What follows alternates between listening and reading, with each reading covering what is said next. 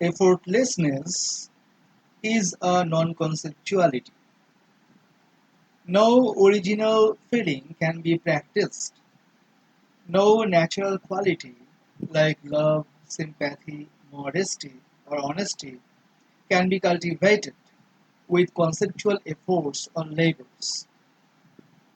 Our present education system reaches its optimum hypocrisy in its emphasis of practicing, cultivating, improving, or even sometimes it claims to be creating such qualities and feelings with a diligent efforts.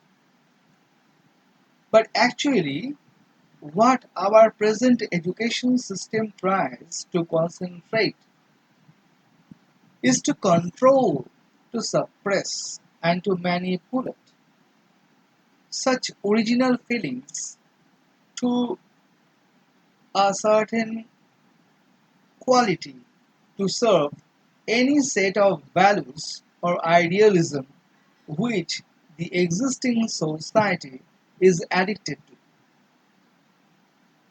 But the fun is that this addiction changes with the change of that set of values and idealism,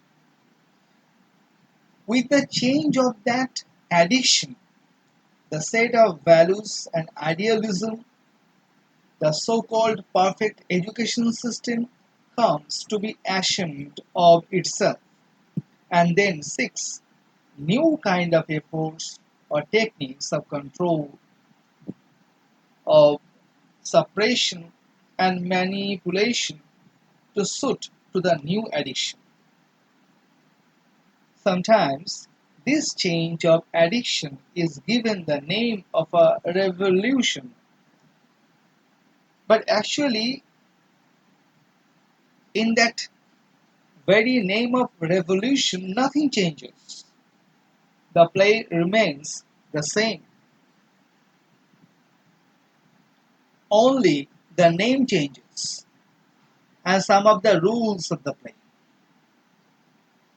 Ideals somehow always manage to survive and continue to ravish in its exploitation of the vitality of human beings.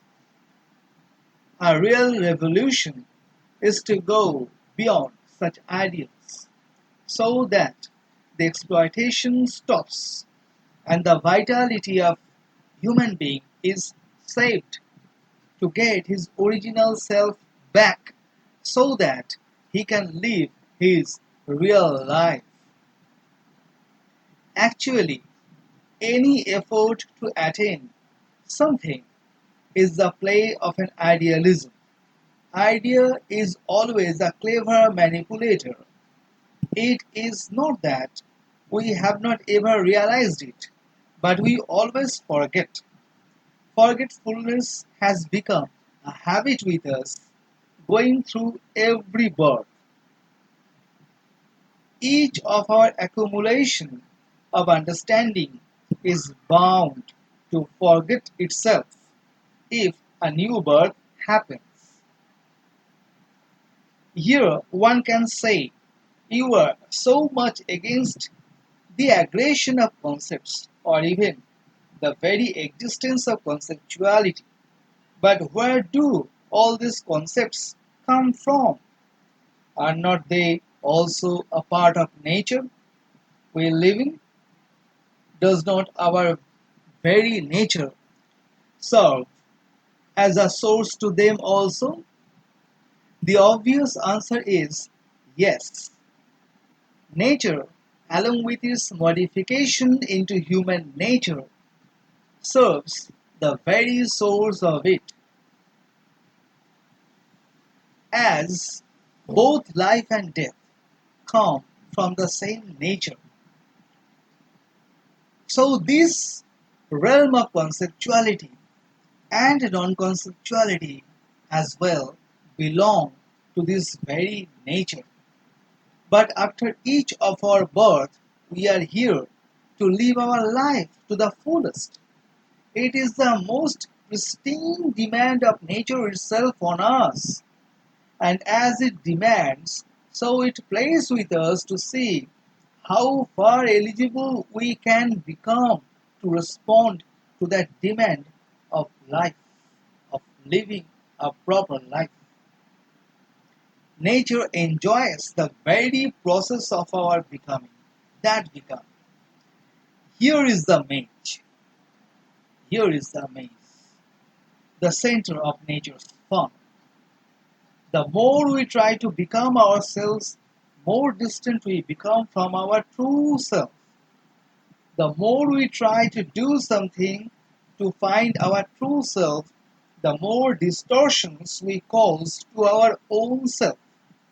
The very mystery of becoming is actually non becoming. The very mystery of doing is actually non doing. Regarding self knowledge, the very idea of seeking is only a distancing from itself. The more we seek, the more distant we become from ourselves. Most comprehensively, all these becomings, doing, and seekings belong to the realm of conceptuality, and obviously, that is nothing but the play of death. All the movements of conceptuality are nothing but a melodramatic dance of death. And if we make a sudden halt to all this melodramatic dance, if we make a halt in this dance, in this melodramatic dance of death, all such progress of becoming, doing, and seeking will get stunned, and they will helplessly admit to your serene silence. They will admit that they are nothing but illusions. It is then a sheer sense of non becoming, non doing, and non seeking that opens up a luminous well of non conceptuality. This very non conceptuality is the art of living that transcends death in each of its forms and tests eternity. He who knows this non conceptuality knows how to talk to flowers as well as to the stars and make both of their light more a soothing music. He knows that the songs of birds are nothing but the flowing light of a distant, unknown, unseen star. Songs differ, lights differ. Everything is this light and nothing else. The very process of conceptuality involving such becoming, doing, seeking, or attaining something does not happen without a certain quantity of corruptions. Corruptions giving rise to jealousy, a sense of inferiority or superiority, and every other kinds or forms of violence. Concepts always prove to be the worst kinds of violence, and that is why all our religions and politics are fraught with violence. Even the greatest idealism of non-violence is nothing but practicing and incurring violence upon our very self. A concept can exist only in challenge to negate its opposite concept. A concept exists only in resistance to other concepts. This very resisting and challenging is violence in its most powerful forms. So, a man of concepts and ideas is full of violence, either either to others or to his own self, as if he is possessed by sinister ghosts and demons, He is actually a dead person with no personality of his own. It is only by getting free his own self from such ideas and concepts he can feel his own real personality. And the fun is, real personality is not personal one. It is a pervasive sense of connectedness, a totality, breaking through every possible boundary like the wall of soap bubble. Indeed, a conceptual, a non-conceptual awareness is not personal. It can never be. It is everything now and here. It is a cosmic personality, and that is never to be realized with all our conceptual frameworks.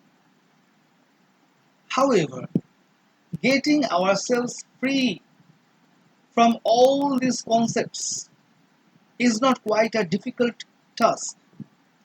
It needs no effort at all. Just being completely effortless will do that. Effortlessness is sufficient to get ourselves free from all these conceptual frameworks. But inhabiting our world of concepts, we have become so much accustomed to making efforts that we cannot think beyond it, beyond making efforts. Our very thinking is an effort, and we think that we do everything with our thinking, through our thinking. Unless we make an effort of thinking, we cannot do anything. But if we become a little bit mindful, then we realize that all our essential activities of life, like our breathing, pumping of heart, our very process of digestion, all happening without any thinking, or they are actually happening with a non-thinking. So, like those activities, our totality also can be a non-thinking and effortless one, opening up our door to the realm of non-conceptuality, entering which we can realize that the highest intellectuality lies not in our capability of thinking, but in our pervasive appreciation of beauty. So, a non conceptual living is very artful, ravishing in the mysterious beauty of music, poetry, painting, running, swimming, walking, sitting, standing, and so on. All such activities are mysteriously beautiful because the enjoyment associated goes beyond all the conceptual explanation, being free of the concepts of competition and ambition in the realm of non-conceptuality. All these activities become an effortless spontaneity and a sheer joy, as when sitting, just sitting, when walking, just walking, while running, just running, while swimming, just swimming, while painting, just painting, while singing, just singing, and while listening, just listening without any conscious efforts, without any thinking, just like our own flow of breath, just like our own flow of blood.